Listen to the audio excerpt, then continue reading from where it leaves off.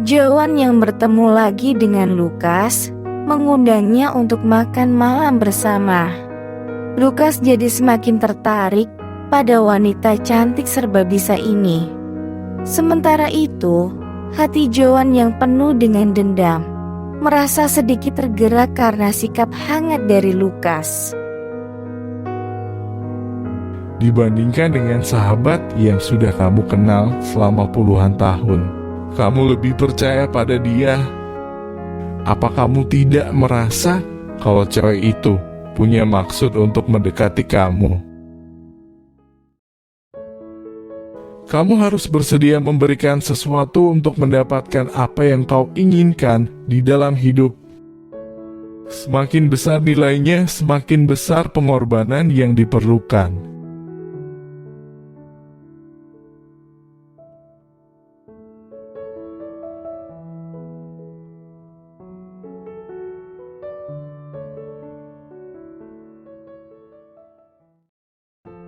Siang itu Lukas dan Stefan menghabiskan waktu di Key Club bersama James. Malamnya mereka memutuskan untuk pergi ke sebuah bar yang baru saja dibuka di dekat Key. Saat kembali dari bar, waktu sudah menunjukkan pukul 1 pagi.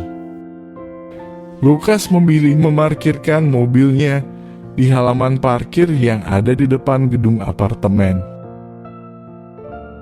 Waktu keluar dari mobil, Lukas melihat sosok Joan yang juga baru saja pulang. Sepanjang sore itu kota J tersiram oleh hujan deras. Meskipun hujan telah reda, tapi udara malam masih terasa sangat dingin. Joan mengenakan jaket kulit di atas kemeja yang sudah dipakainya sejak pagi. Sebuah syal berwarna putih tampak melilit lehernya. Rambut yang sebelumnya terikat dengan rapi kini tampak terurai di bahu Joan. Lukas dapat melihat kalau hari itu adalah sebuah hari yang sangat sibuk untuknya. Angin malam meniup rambut Joan membuat wajahnya sedikit tertutup oleh rambut. Bayangan dari sinar lampu di tempat parkir juga membuat siluet tubuhnya tampak sangat ramping. Dari siluet tubuh ramping yang berjalan mendekat itu, aura kesepian yang pekat tiba-tiba Lukas rasakan. Jaket kulit dapat membuat seseorang terlihat gagah dan kuat. Wanita yang mengenakan sebuah jaket kulit juga akan terlihat lebih tangguh daripada biasanya. Tapi, kenapa saat ini Joan bisa terlihat sangat rapuh? Apa ini hanya perasaanku saja? Lukas hanya diam berdiri menunggu Joan yang semakin mendekatinya. Joan yang sedang berjalan ke arah Lukas tersenyum saat ia menemui Lukas yang sedang berdiri di area tempat parkir itu. "Kebetulan sekali," katanya sambil tertawa kecil. Lukas tersenyum lebar dan mengangguk pelan. Biarpun kita tetangga, sulit sekali untuk bisa berpapasan dengan kamu. Sepertinya hari ini kita ada jodoh. Ini kebetulan yang kedua di hari ini. Lukas melirik jam di handphonenya.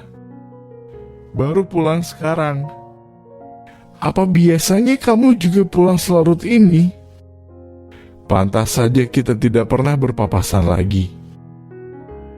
Dengan menggelengkan kepala, Lukas melanjutkan. Apa kamu harus bekerja sekeras ini? Menurut Lukas, Joan bukan berasal dari keluarga yang tidak mampu.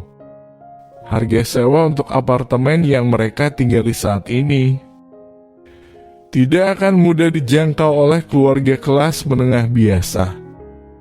Bahkan apartemen yang Joan tinggali sebelumnya tergolong sangat mahal. Joan menghela nafas panjang, seakan ingin melepas rasa capeknya. Ini resiko profesi. Seorang jurnalis tidak punya waktu kerja yang tetap. Setiap saat harus siap untuk bertugas. Samakan dengan profesimu. Dengan senyum yang terlihat lelah, Joan melanjutkan lagi.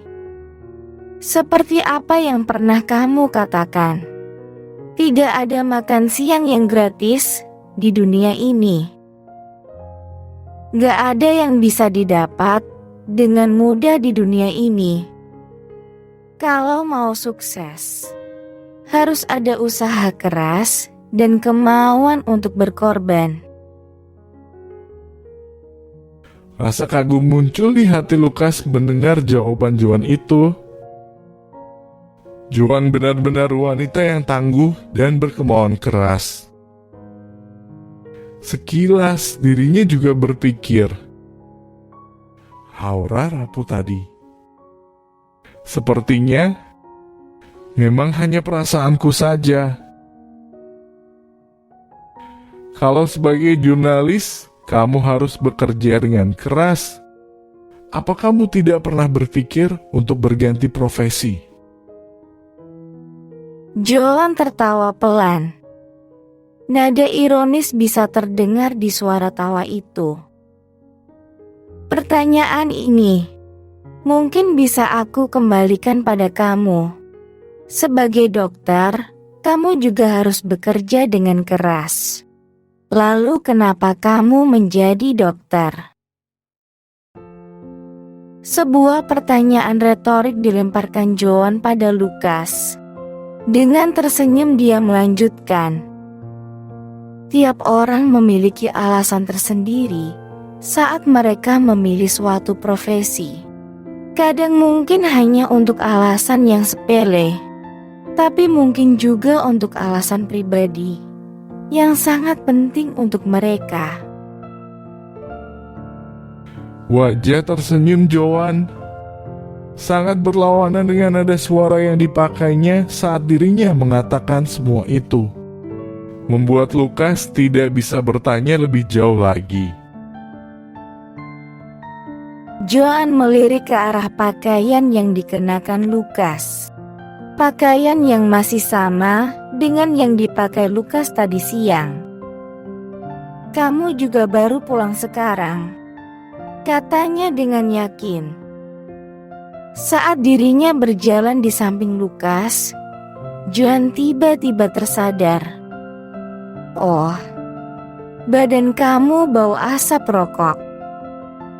Apa baru dari bar? Mendengar ucapan Joan, Lukas mundur selangkah dan berkata dengan suara rendah, "Sorry." Joan tertawa melihat reaksi Lukas itu.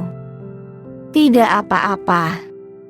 Tapi aku pikir kamu tidak merokok. Lukas tersenyum saat mendengar pertanyaan itu. Aku gak merokok. Sebagai dokter, aku tahu bahaya dari rokok. Tapi kadang juga saat berkumpul dengan teman di bar, mau gak mau juga terkena asap rokok. Dengan bercakap-cakap, Joan dan Lukas bersama-sama masuk lalu naik lift menuju ke lantai yang sama. Saat Joan membuka pintu unit apartemennya, tiba-tiba dia membalikkan badan lalu bertanya pada Lukas, "Hei Dok, apa kamu lapar?"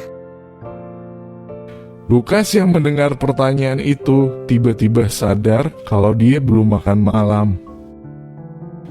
Di bar tadi dia hanya sekedar makan snack sambil bercakap-cakap dengan Stefan. Tiba-tiba saja ada bunyi yang cukup keras keluar dari perutnya. Di hall apartemen yang sunyi, suara itu terdengar dengan jelas. Joan yang juga mendengar suara dari perut Lukas itu tersenyum menatap wajah Lukas yang tiba-tiba memerah karena malu. "Mampir dulu ke tempatku. Aku juga belum makan. Kamu bisa temani aku makan malam." Lukas mengikuti Joan masuk ke apartemennya, lalu duduk di kursi sofa yang menghadap ke arah dapur. Menatap Joan yang sedang sibuk di dapur, hati Lukas terasa hangat. Dan juga ada kerinduan akan sesuatu. Sesuatu yang Lukas juga tidak mengerti.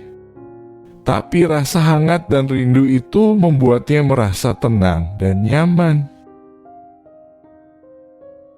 Setelah beberapa saat sibuk di dapur, Joan membawa keluar 2 mangkuk mie panas. "Ini bukan mie instan ya. Kamu bisa makan dengan tenang." Dengan sedikit bercanda, dia menunggu reaksi Lukas. Lukas melihat mie itu penuh dengan potongan sayuran dan irisan daging. Terlihat seperti mie yang dijual di restoran. Dengan cepat dia mengambil 1 mangkok mie dari tangan Joan dan segera memakannya dengan lahap. Rasa lapar memang bumbu yang terbaik. Belum lagi rasa mie buatan Joan ini memang super enak. Saat itu, Lukas merasa sangat beruntung. Dengan cepat dia menyeruput kuah kaldu kental yang ada di dalam mangkuk mie-nya. Sebuah desahan puas langsung keluar dari mulutnya. Melihat reaksi berlebihan dari Lukas, Joan menahan tawanya. Sebuah senyuman lebar muncul di wajahnya. Raut wajah rakus ini tampak sangat menggemaskan. Joan tiba-tiba ingin mengambil foto wajah Lukas untuk mengabadikan momen itu. Saat tangannya meraih handphone yang tergeletak di dekatnya, Lukas melirik ke arahnya dengan mimik bertanya. Joan langsung mengurungkan niatnya.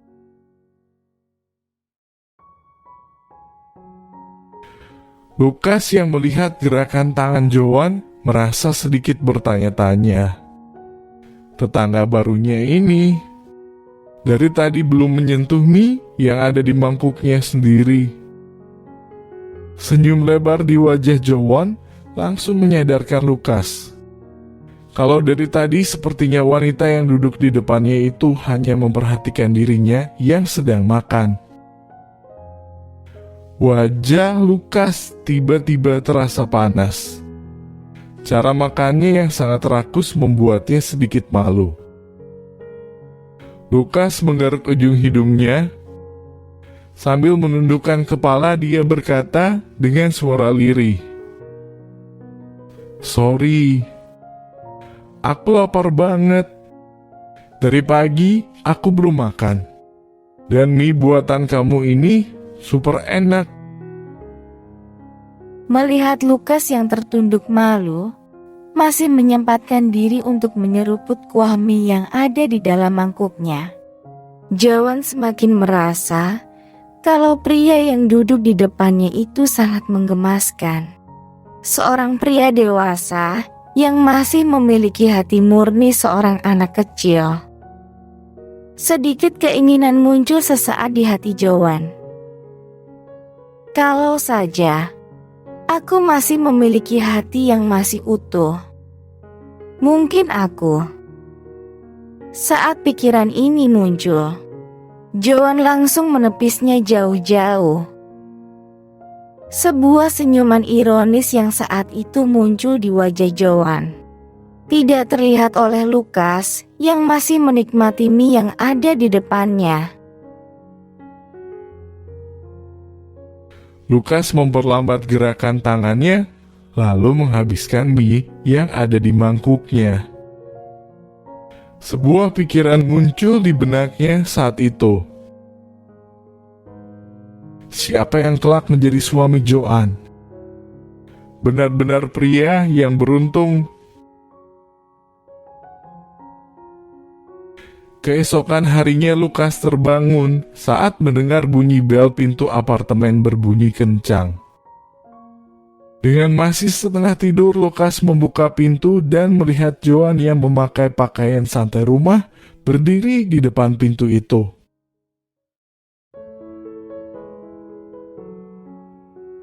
Di hari-hari saat kehangatan adalah kebutuhan terpenting hati manusia. Dapur adalah tempat di mana kau dapat menemukannya.